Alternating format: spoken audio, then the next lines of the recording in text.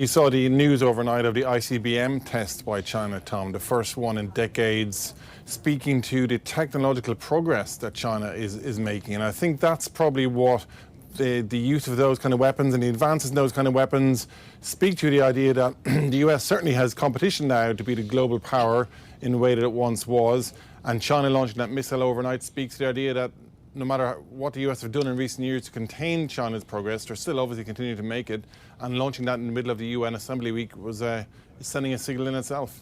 And let's linger on what we're hearing from these two presidential candidates and kind of dovetail that with what you have covered for so many years.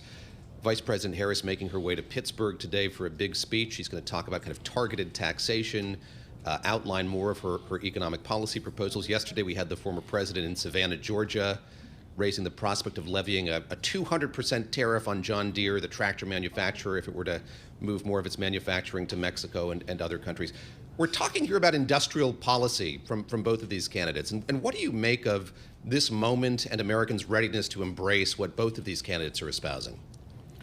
I think it just confirms that the economy is front and centre, David, in the campaign, number one. And then number two, it shows you how much of a journey that the public and policymakers have all travelled on, you know, whereby former President Trump talking about the kind of tariff policy and industrial policy that he hasn't really upended markets in any way or hasn't really triggered any kind of an adverse reaction. And at the same time, Vice President Harris, you know, we probably have less specifics on her trade policy, but she's also making it clear that she's going to be looking out for the interests of workers, workers' benefits and wages, and doing what she can to stoke manufacturing at home. And all of that leads into the idea that we are in this era of industrial policy, governments putting money to look after their own, rising protectionism.